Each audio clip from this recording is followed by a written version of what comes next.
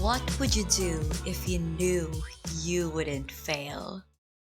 The first time I encountered that question, what really came to my mind was anything. Literally anything, right? I will do anything like sky is the limit. So then I dig deeper and thought, what then is really stopping most of us from taking a quantum leap is the fear of failure. The fear that we wouldn't make it. So instead of pursuing, with we rather withdraw. I asked myself again. I came up to another answer, which is if I knew I wouldn't fail, I wouldn't give up. I will keep on going.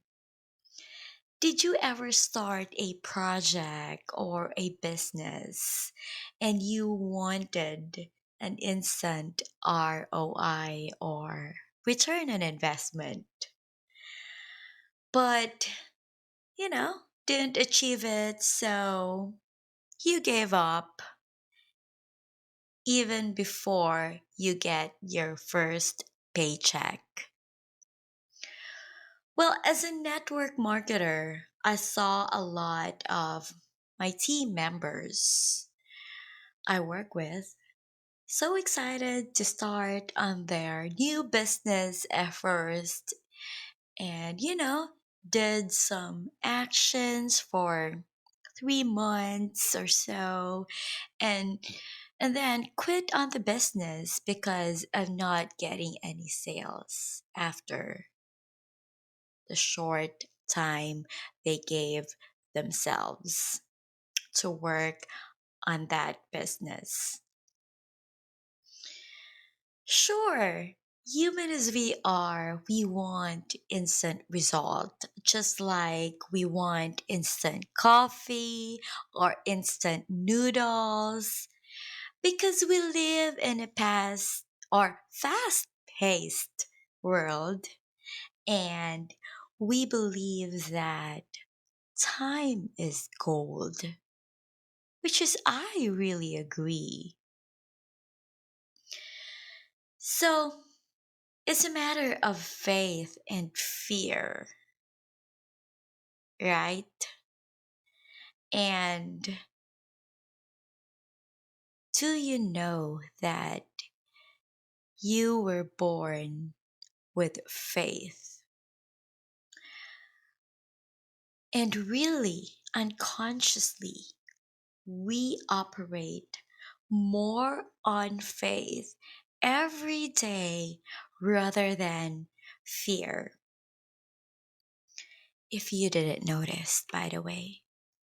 So let's give it an example. Whenever I drive my car going somewhere, let's say going to work, I will be looking forward that I will get into my destination after 18 minutes. Even if I'm also aware that there would be crazy drivers or drunk drivers on the road. So that's faith. Being sure that I will get into my destination regardless of, you know, something might happen on the road. I wouldn't think about it. But that is a possibility, right? So I'm operating on faith whenever I do that. When I married my husband, we only had this short engagement. We barely knew each other. We had a short engagement, which was just 7 months.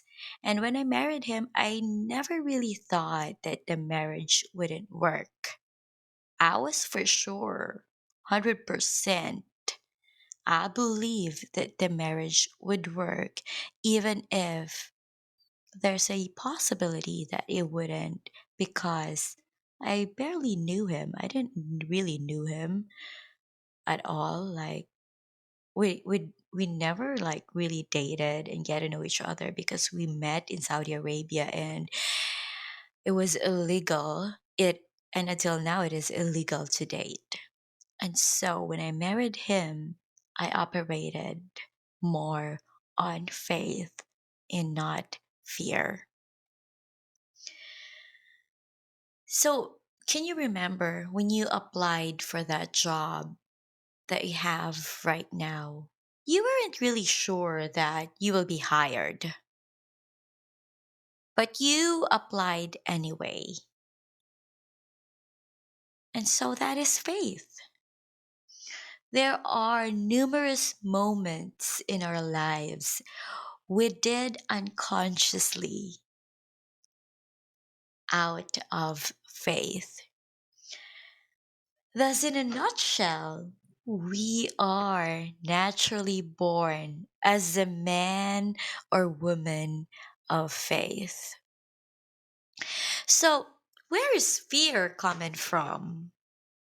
In Paul's letter to Timothy, he explains that God has not given us a spirit of fear, but a power, but of power, love, and sound mind.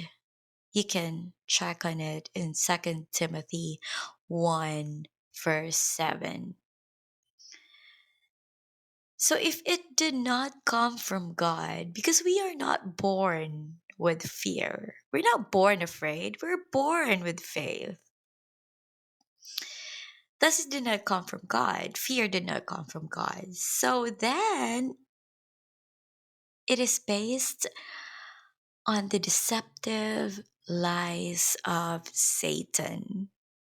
A spirit of fear comes from not being able to put our trust completely 100% to God. Isn't it that the fear of failure is the fear of the lack of money and success while we are still alive or before we even die? Like, the fear that we couldn't achieve whatever it is that we wanted to achieve. Hebrews 13:5-6 says, keep your lives free from the love of money and be content with what you have, because God has said, never will I leave you, never will I forsake you. So we say with confidence, the Lord is my helper. I will not be afraid. What can mere mortals do to me? So let's wrap it up with this thought. How else can we fail or you fail when you already have everything that you need at the moment? For whatever you are pursuing or you intend to pursue, you don't need to worry of the result, because win or lose, like you might, you have it or you don't, you have and will be always be well provided for. Does it make sense? There is no failure. There are only lessons. You want to look back at the end of your life and smile with the thought you played full out. And you want to have this in mind. The goal is, at the end of your life you will approach your creator, and he will pat you on your back and say, well done, good and faithful servant. So now that you know that you wouldn't fail, what then would you do?